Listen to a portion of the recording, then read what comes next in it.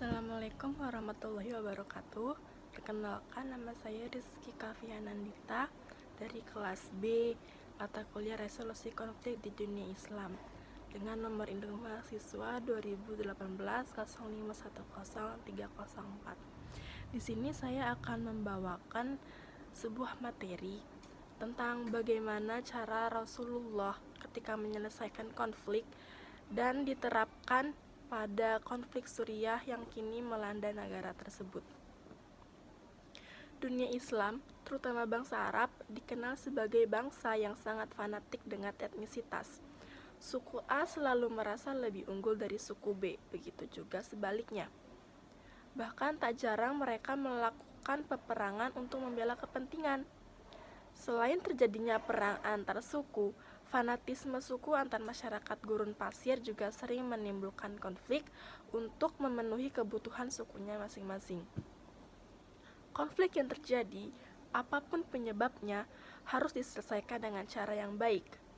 Penyelesaian konflik jangan sampai menimbulkan konflik baru. Diharapkan ada win-win solution dalam upaya tersebut. Penyelesaian konflik merupakan salah satu bentuk maqasid syariah yang bertujuan untuk kemaslahatan hidup seluruh umat manusia. Upaya mencari penyelesaian konflik dari perspektif Islam yang dikaji bersumber dari Al-Quran dan Rasulullah SAW. Dalam Al-Quran, konsep perdamaian atau resolusi konflik tidak secara langsung menggunakan istilah perdamaian atau resolusi konflik itu sendiri. Namun, pesan tersebut diaktualisasikan dalam banyak ayat yang mengajarkan berbagai kesalehan individu dan sosial. Ayat-ayat Al-Quran yang relevan untuk dijadikan inspirasi resolusi konflik dan perwujudan perdamaian yang diterapkan oleh Rasulullah diantaranya adalah Quran Surah Al-Hujurat ayat 6 yang berbicara tentang nasihat untuk klarifikasi.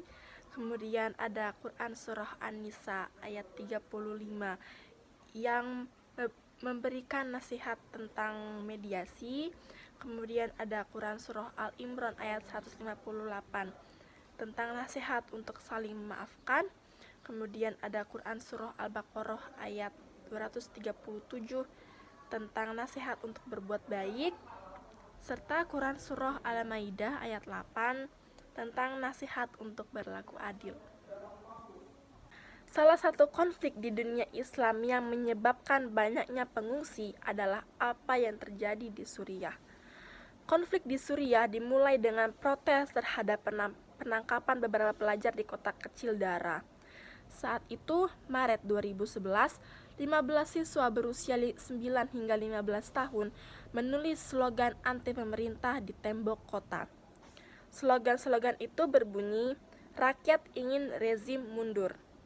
Lebih dari 230.000 nyawa telah tewas di Suriah sejak demonstrasi yang muncul pada Maret 2011 itu dan telah berkembang menjadi perang saudara antara pasukan pro-rezim, pemberontak, dan sejumlah kelompok garis keras. Pertengahan Maret menandai dimulainya revolusi Suriah ketika demonstrasi damai yang diorganisir oleh sekelompok anak muda di provinsi Dara menuntut reformasi rezim Assad.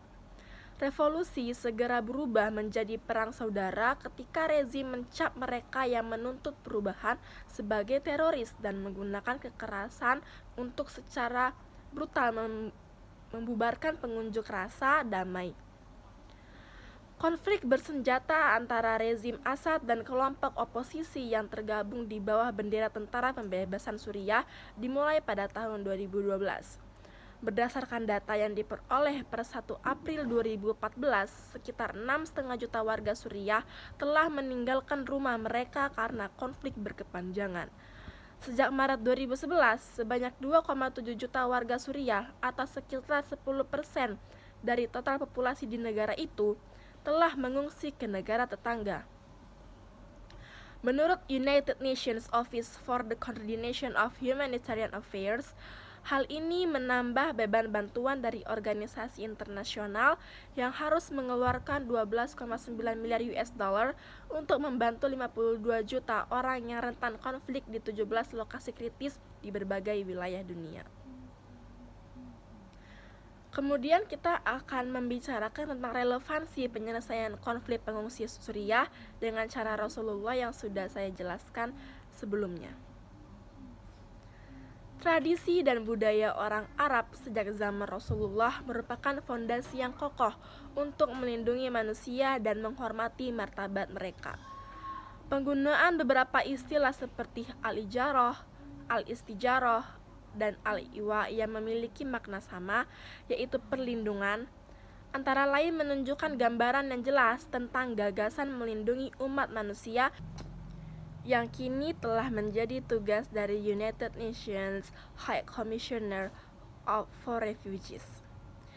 Jika diibaratkan dengan teknologi Rasulullah pada zaman dulu, yaitu mediasi dan musyawarah, maka UNHCR merupakan versi zaman ini. Islam juga mengatur mengenai pencari suaka bahwa ketika seorang warga negara muslim meminta perlindungan dari negara muslim, maka dia memiliki hak dan kewajiban sama seperti warga negara muslim lainnya. Imam Abu Hanifah menegaskan bahwa jiwa dan hartanya harus dilindungi. Ini sesuai dengan cara Rasulullah, yaitu berlaku adil. Saat ini, mayoritas pengungsi di berbagai belahan dunia adalah Muslim dan didominasi oleh mereka yang berasal dari Suriah. Ini adalah kenyataan yang sangat kentara di era di mana fanatisme berbagai bentuk, baik etnis maupun agama, tumbuh subur di belahan dunia manapun, bahkan di kawasan negara maju. Kita bisa melihat fenomena rasisme dan kebencian terhadap segala hal asing yang bertujuan untuk memprovokasi dan memanipulasi opini publik dengan mengaburkan pemahaman antara pengungsi, pendatang, bahkan teroris. Hasil sikap dan perilaku ini menjamur mispersepsi tentang Islam, dan ini harus dibayar mahal oleh para pengungsi Muslim. Ini menunjukkan bahwa realitas yang terjadi di lapangan, perlindungan yang diberikan kepada pengungsi oleh sejumlah negara masih jauh dari memadai, baik yang mengungsi ke negara-negara Eropa maupun negara-negara Muslim yang bertetanggaan langsung dengan Suriah. Hal ini disebabkan belum adanya political will yang jelas dari pemerintah di sejumlah negara, serta masih adanya xenofobia atau rasisme terhadap pengungsi Suriah di sejumlah negara. Perlindungan pengungsi Suriah menjadi tanggung jawab setiap negara karena merupakan bentuk perlindungan hak asasi manusia, dan pemberian suaka merupakan tindakan damai dan kemanusiaan yang tidak dapat dipandang sebagai sesuatu yang tidak bersahabat oleh negara manapun. Karena hak memberikan suaka adalah hak negara berdaulat. Begitu pula dalam hukum Islam, Al-Quran telah memberikan konsep yang matang terkait perlindungan terhadap pengungsi. Seseorang atau negara tidak dapat menolak permintaan suaka dari seseorang, bahkan dari musuh sekalipun, karena memberikan suaka adalah ajaran Islam yang luhur demi menjaga keselamatan jiwa seseorang dan merupakan teladan dari Rasulullah. Selain itu, memberikan perlindungan bagi pengungsi Suriah merupakan suatu keharusan bagi seorang Muslim karena merupakan upaya saling membantu agar sesama umat Islam dapat mencapai kemaslahatan bersama. Negara tujuan pengungsi harus menyadari perlunya dukungan kepada negara transit dalam mengembangkan dan melaksanakan kebijakan yang tepat terkait dengan perlindungan pengungsi dan pencari suaka. Apatis hanya akan mencederai hubungan antar negara dan meningkatkan risiko ketidakstabilan keamanan global. Hal ini jelas sekali sangat menentang ajaran dari Rasulullah. Nah, begitulah penjelasan dari saya tentang relevansi atau bagaimana cara Rasulullah menyelesaikan konflik pada zaman dahulu dan kemudian diterapkan pada penyelesaian konflik yang terjadi di zaman sekarang, yaitu konflik pengungsi Suriah. Sekian dari saya. Apabila ada kesalahan kata, mohon maaf. Terima kasih atas perhatiannya.